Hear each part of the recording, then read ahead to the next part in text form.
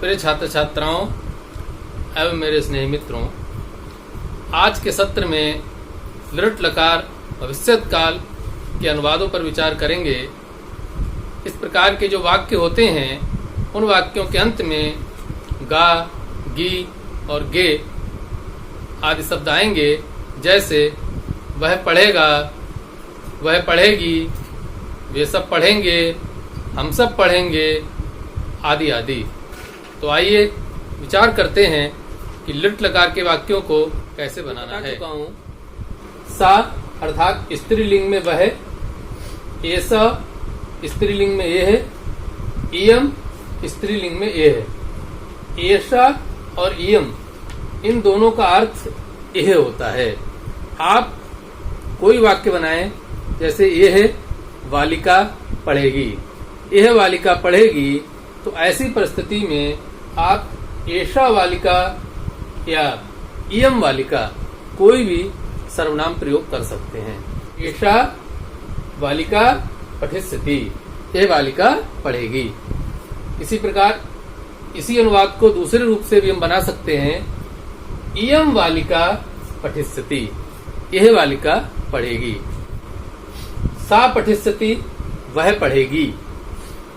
दूसरी पंक्ति में पुल्लिंग के अनुवाद, पुल्लिंग के सर्वनाम दिए हैं। सह अर्थात वह, ऐसा अर्थात यह, अयम अर्थात यह। इसी प्रकार पुल्लिंग में भी एसह और अयम यह के लिए आते हैं, तो आप ये कहेंगे यह बालक लिखेगा, यह बालक लिखेगा। तो ऐसा बालकः लेखिष्यति, ऐसा बालकः लेखिष्यति, यह बालक लिखेगा। इसी अनुवाद को दूसरे रूप में कैसे बनाएंगे? अयम बालकः लेखिष्यति, यह बालक लिखेगा। यहाँ पर कुछ क्रियाएं मैंने दी हैं।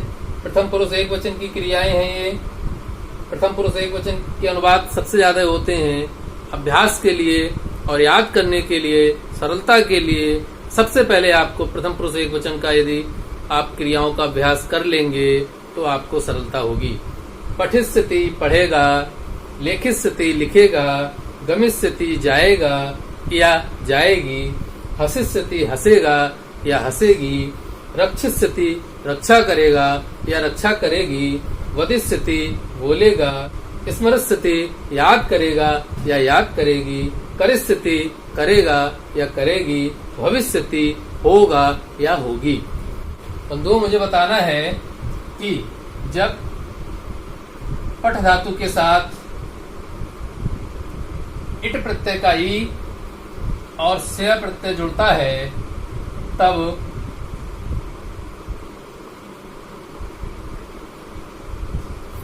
स्थिति रूप बनता है। स्थिति यदि आप पठ के साथ स्थिति जोड़ देंगे तो क्या बनेगा? पठ स्थिति अर्थात पठिष्यति। तो स्थिति जोड़कर ये सारे उदाहरण बनाए गए हैं। यहाँ पर ये चार उदाहरण, एक जैसे उदाहरणों को मैंने यहाँ पर लिया है। चोर स्थिति चुराएगा, चिंत स्थिति चिंता करेगा, कथ स्थिति कहेगा और भक्ष स्थिति भक्षण करेगा। इसी प्रकार ये दो उदाहरण देखिए, ये तीन उदाहरण एक जैसे हैं। आप ध्यान देंगे, एक जगह पर मैंने दे दिए हैं। द्रक्ष्यति देखेगा, प्रक्षति पूछेगा, अत्यक्षति त्यागेगा। सह द्रक्ष्यति वह देखेगा, सा द्रक्ष्यति वह देखेगी, ऐसा प्रक्षति यह पूछेगा, इयम प्रक्षति यह पूछेगी, साधु त्यक्षति साधु त्यागेगा, या साधु अन्नम त्यक्षति साधु अन्न को त्यागेगा। इस प्रकार के उदाहरण लृट लकार में बनेंगे। यहाँ पर देखिए दो उदाहरण कुछ अलग प्रकार से हैं। पास्यति पिएगा, गास्यति गाएगा, पिएगा या गाएगा, पिएगी या गाएगी। इसी प्रकार जेस्यति जीतेगा और नेस्यति ले जाएगा। अब यहाँ पर आप बोल सकते हैं बालकः जेस्यति बालक जीतेगा। तो इस प्रकार आपको प्रथम पुरुष एक वचन का कोई कर्ता लेते हुए ये सब उदाहरण बनाने हैं। यहाँ पर भी देख लीजिए, खादिष्यति खाएगा या खाएगी, धाविष्यति दौड़ेगा या दौड़ेगी, क्रीडिष्यति खेलेगा, चलिष्यति चलेगा, मेलिष्यति मिलेगा, रोदिष्यति रोएगा, क्रेष्यति खरीदेगा। देखिए, क्रेष्यति खरीदेगा या खरीदेगी, श्रोष्यति सुनेगा या सुनेगी, दास्यति देगा या देगी।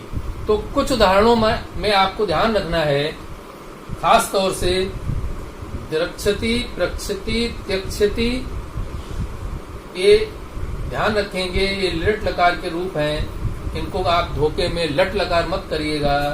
और पास्यति, गास्यति, दास्यति, ये तीन उदाहरण एक तरीके से हैं, देखिए एक जैसे हैं। और जेस्यति, नेस्यति, क्रेष्यति और श्रोष्यति, ये देखिए चार उदाहरण एक तरह के हैं।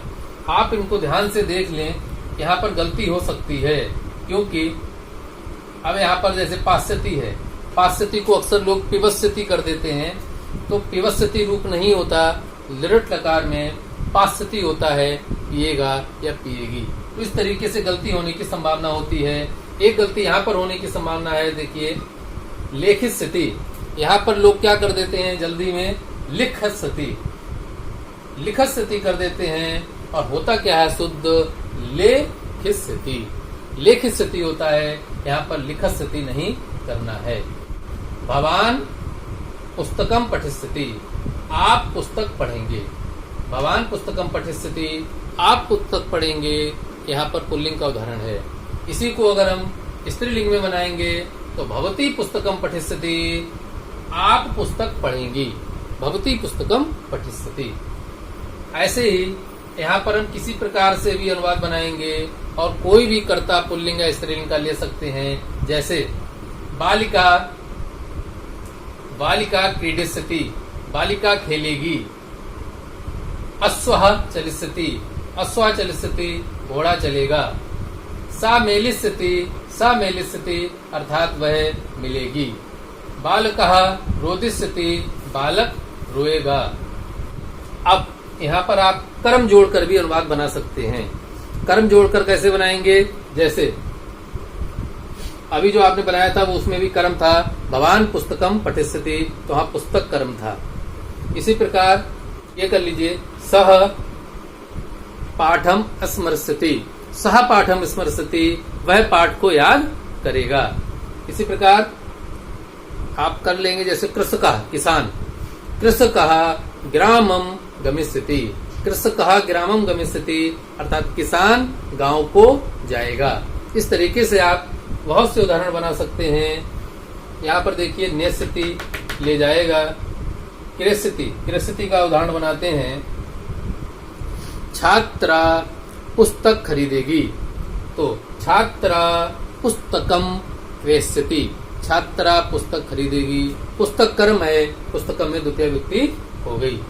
इसी प्रकार खादिष्यति, क्या आप यहां से ले लीजिए अयम, अयम भोजनम खादिष्यति, अयम का अर्थ क्या होता है, यह भोजनम, भोजन को, खादिष्यति खाएगा, यह भोजन को खाएगा, तो भोजन कर्म है, कर्म में द्वितीय विभक्ति हो गई। अयम भोजनम खादिष्यति। इसी प्रकार ये जितने भी उदाहरण थे आपने ये प्रथम पुरुष एक वचन के आधार पर बनाए।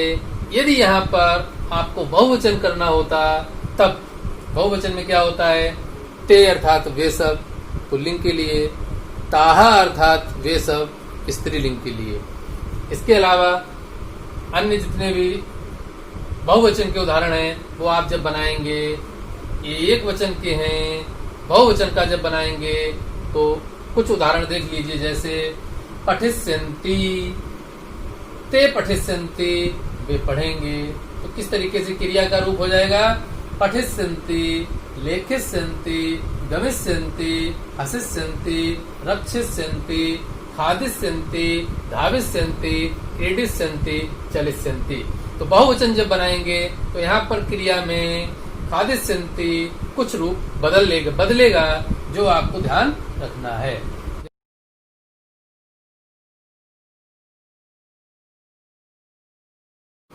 इसी प्रकार बंधुओं, यदि हम मध्यम पुरुष एक वचन में जाएंगे, मध्यम पुरुष एक वचन का रूप होता है त्वम।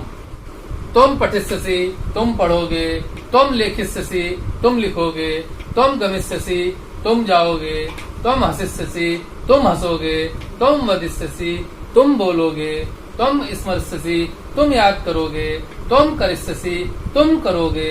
अब यहाँ पर बंधुओं आप कर्म जोड़कर भी अनुवाद बना सकते हैं। जैसे तुम चित्र देखोगे, तुम चित्र देखोगे तो तुम चित्रम द्रक्ष्यसि, तुम चित्रम द्रक्ष्यसि तुम चित्र देखोगे।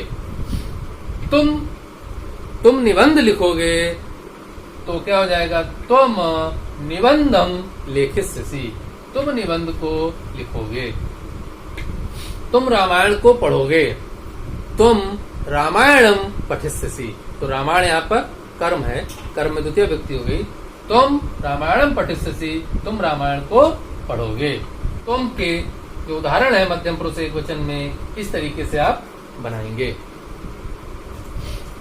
उत्तम पुरुष एकवचन में जो हम जाएंगे, जहां पर उदाहरण बनेगा अहम अर्थात मैं, तो मैं पढ़ूंगा, मैं जाऊंगा, मैं खेलूंगा, इस प्रकार के उदाहरण यहाँ से बनेंगे। तो क्या उदाहरण है, जैसे मैं पुस्तक पढ़ूंगा, पहले अर्थ ले लीजिए सामान्य रूप से बिना कर्म के। अहम पठिष्यामि मैं पढ़ूंगा, अहम लेखिष्यामि मैं लिखूंगा, अहम गमिष्यामि मैं जाऊंगा, अहम हसिष्यामि मैं हंसूंगा, अहम वदिष्यामि मैं बोलूंगा, अहम स्मरिष्यामि मैं याद करूंगा।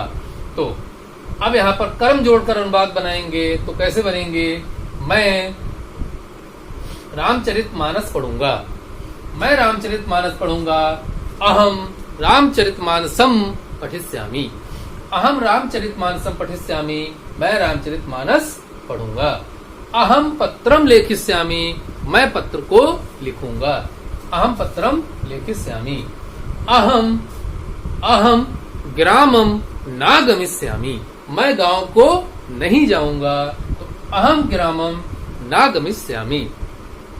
संस्कृत में क्रिया से भी पुरुष का अनुमान लग जाता है। संस्कृत में है एक खास बात, कैसे, यदि आप केवल इतना कह देंगे पठिष्यसि, केवल इतना कहेंगे पठिष्यसि, इसका अर्थ बनेगा तुम पढ़ोगे। आप केवल इतना कह देंगे लेखिष्यसि, इसका मतलब है तुम लिखोगे, क्योंकि यहाँ पर क्रिया से हमें पता चल रहा है सी आया है, तो इसका मतलब है ये तुम से संबंधित है। इसी प्रकार केवल आप इतना कहेंगे पठिष्यामि, तो इसका अर्थ क्या निकलेगा, मैं पढ़ूंगा। लेखिष्यामि अर्थ क्या निकलेगा, मैं लिखूंगा। तो आप चाहें तो अहम का यदि प्रयोग नहीं भी करते हैं तब भी संस्कृत में वाक्य बन जाता है।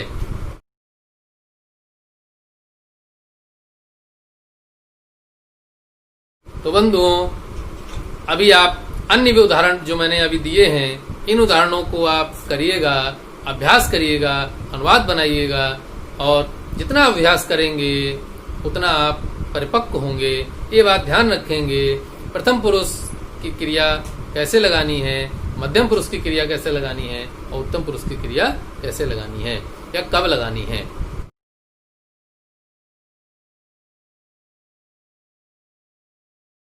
तो बंधुओं, आज के सत्र में इतना ही। हमको बताइएगा आपको ये कैसा लगा, और अपनी राय भी मुझे दीजिएगा। यदि आपको ये पसंद आया हो, कुछ अच्छा लगा हो, कुछ नया ज्ञान प्राप्त हुआ हो, तो इसे लाइक कीजिए, शेयर कीजिए, और यदि चैनल को सब्सक्राइब नहीं किया है तो कृपया उसे भी कर लीजिए, क्योंकि मेरे अगले आने वाले वीडियोज आपको तुरंत मिल सकें। तो आज के सत्र में इतना ही। धन्यवाद। नमस्ते तमाम।